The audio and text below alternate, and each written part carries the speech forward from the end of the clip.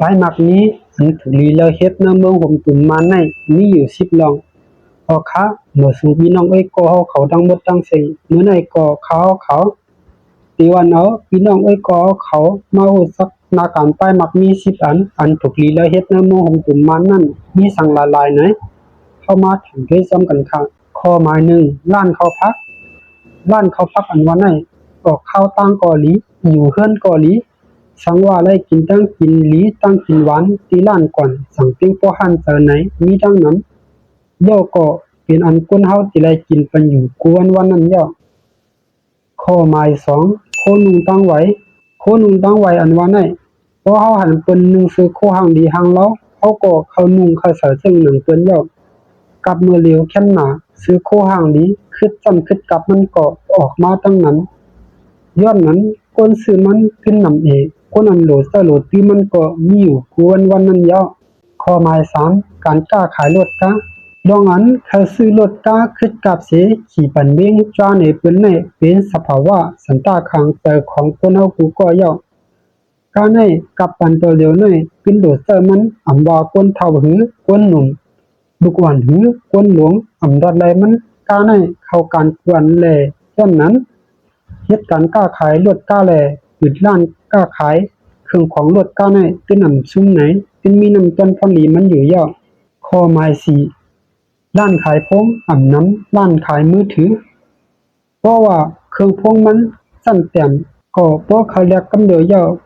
เพราะว่าพงอันออกมาเหมือไหนคาอะไรยึดเป็นก้อนตั้งสุดเป็นกำเหลวคนจึงไหนเนื้อโลกะมีนำมาย้อนนั้นที่ร้านขายพงในคนทำบอกเป็นไว้ถัดสีปอกในนั่นย่อข้อหมาย5การกล้าขายนางลิ้นอำนั้นกล้าขายตีลิ้นเฮ็ดการกล้าขายนางลิ้นคืออำนั้นไว้ซะอำนั้นซื้อเฮือนไว้หลังใหญ่ๆเสขาดเป็นเปิ้นอยู่เสื้อในสั่งถูกกูอันเป็นเช่นอันแต่ที่อยู่กินกว่าต่อโจปัน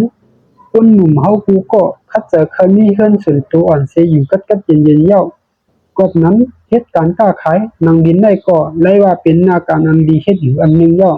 ข้อหมาย6การค้าขายคำอันว่าในอันนี้วันซุมมันกามันก็ขึ้นอยู่ตาเสกับปันเมื่อเร็วแค่นหนาย่อกาคันคำขึ้นอยู่ดิกโอตันลูกวันหินบันซื้อบินขมุนย่อตีล้านคนซื้อมันหินบันซื้อโอตันว่าหลายข้อหมาย7ปั้นน้ำมันได้แต่อันนี้อันเป็นอันย่อเป็นขวนกุนเฮาโดใส่ตีมันวันพอขัดมันก็อันเคยสั่งเฮ็ดสั่งย่อกับมือเหลียวในกูลองโดใส่ปั๊มน้ำมันย่อมันเข้านำมาไ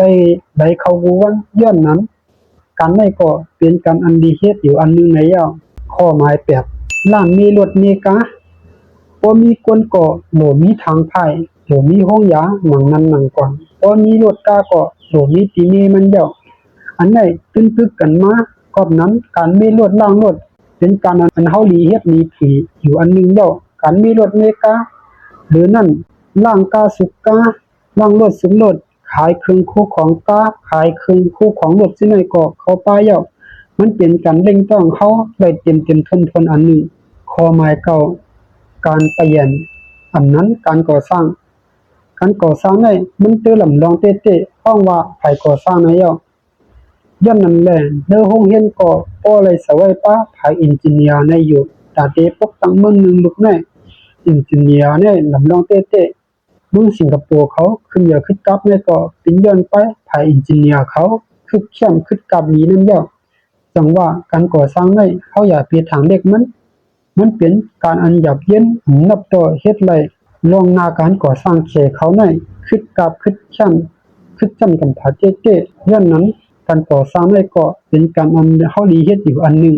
ข้อหมาย10ข้อเล่นซุปร้านขายผู้ได้ก็เฮาอย่าเปรียบทางเด็กมันเพราะเฮาบ่เฮ็ดบ่สร้างในถึงเป็นมาไร